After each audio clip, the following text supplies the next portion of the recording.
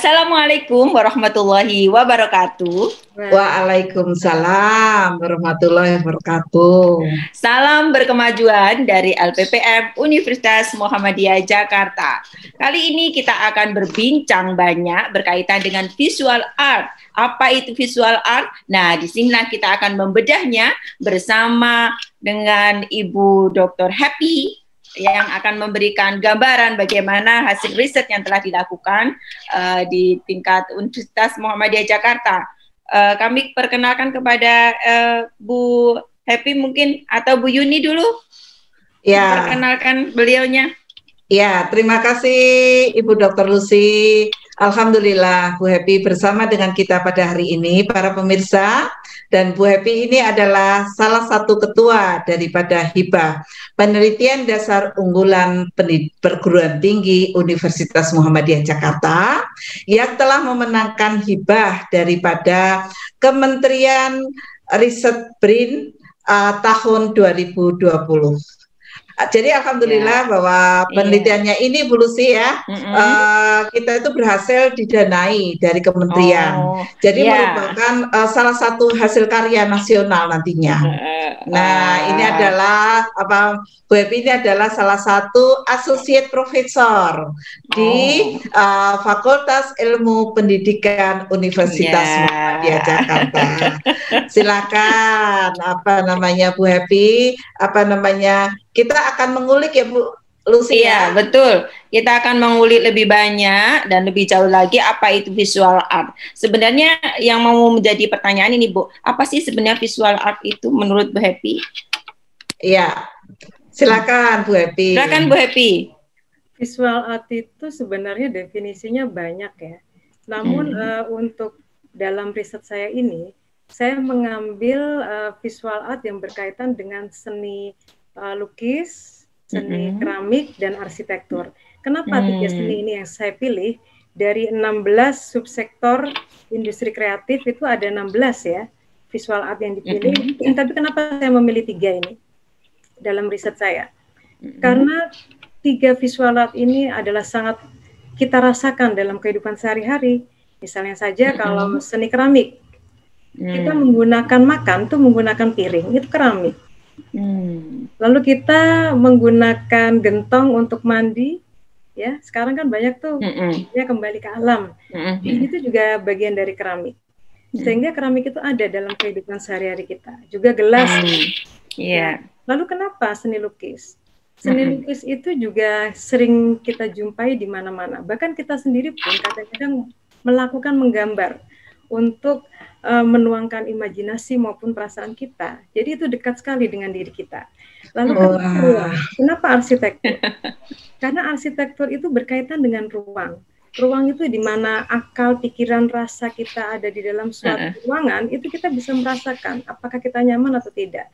Dan sehari-hari kita tuh hidup dalam ruangan. Ruangan rumah, ruangan lingkungan gitu. Jadi itulah yang membuat kami untuk menetapkan 3 visual art inilah yang kami ulik menurut Bu Lucy ya. Iya, alhamdulillah Mbak Lucy ya. Tadi berbahasa rasa dan seterusnya ya. Nah, ini juga menarik nih Bu Happy ya. Bagi para pemirsa di rumah, untuk para ibu-ibu, para orang tua, tidak hanya ibu-ibu nih, orang tua semuanya yang mempunyai bakat visual art ya, Bu Happy ya. Berarti tidak. Ya, jadi artinya bahwa masa pandemi ini disikapi dengan baik, terutama pada hasil daripada penelitian Bu Happy tadi, Bu Lucy ya. Nah, jadi bagaimana nih Mbak Happy ini terhadap pesannya kepada para orang tua yang mempunyai anak visual art ini? Ya, tentunya untuk anak berbakat visual art seperti yang saya lakukan dalam riset saya ini memiliki kriteria yang spesifik. Jadi menurut Renzulli, anak berbakat itu memiliki 3 kriteria yang sangat mencolok, yaitu memiliki IQ di atas 130, lalu dia memiliki task komitmen yang tinggi, dan memiliki kreativitas yang tinggi. Ya, seperti itu. Lalu dia memiliki kecerdasan spasial ruang yang luar biasa, sehingga daya imajinasinya tuh bisa kemana-mana. Mungkin dia pada suatu saat kita menemukan anak kita tahu-tahu bisa menggambar sesuatu di luar angkasa, gitu ya. Lalu bercerita sesuatu yang belum pernah kita lihat atau makhluk yang belum pernah kita lihat. Nah, anak-anak ini kalau berkembang dengan sangat baik dan diterima oleh lingkungannya, dia bisa kedepannya menjadi ujung tombak dari industri kreatif bangsa ini gitu. Namun sayangnya mereka tuh masih belum masih belum muncul gitu ya, masih dianggap aneh gitu. Karena memang kadang-kadang di sosial mereka sering dibilang kok kamu aneh sih gitu. Oh gitu. Iya. Sih, gila ya, begitu sama.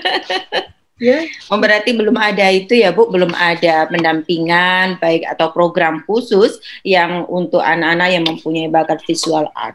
Tapi Bu Happy, saya ada pertanyaan ini menarik. Apakah bakat tersebut bisa kemudian muncul dengan sendirinya dalam arti sudah alamiah atau bisa diproduksi nih dalam arti intervensi ke anak, kemudian anak akhirnya mempunyai kemampuan visual art yang bagus, itu gimana? Mungkin nggak itu? Kalau kita bicara tentang anak berbakat visual art, itu anak itu sering disebut dengan anak gifted. Jadi anak anak apa? Gifted. Oh, gifted. Iya. Anak gifted ini adalah anak yang hadiah dari Tuhan. Oh, secara alamiah gitu ya. Jadi dia sudah memiliki sejak dia ada dalam kandungan. Dia sudah dibentuk Tuhan memiliki berbagai keistimewaan. Dan pola pengasuhannya pun jangan disamakan dengan pola pengasuhan anak-anak normal biasa. Makanya dia masuk dalam pendidikan inklusi. Itu. Iya. Jadi semacam anak yang mempunyai apa itu kebutuhan khusus begitu. Betul. Jadi ada ini melebihi normal. Jadi dia itu komunitasnya tuh hanya 2,5% dari penduduk dunia. Pemilik Cugana Gifted School mengatakan komunitasnya hanya 1%. Dan anak-anak ini kalau tidak kita perhatikan, kita salurkan bakat dan kecerdasannya, dia bisa menjadi teroris menurut beliau. Jadi saking cerdasnya pemikirannya itu. Ya, mungkin tadi ya Bu Happy ya. Khusus terhadap mereka. Nah, pada saat ini lingkungan itu masih berpikiran anak-anak seperti ini untuk apa diperhatikan secara khusus, mereka sudah pandai. Tapi mereka tuh masih butuh pembimbingan, pendampingan, dan kesabaran yang tinggi. Karena kadang-kadang tiba-tiba mereka emosionalnya naik. Bahkan ada beberapa anak gifted dibilang bipolar.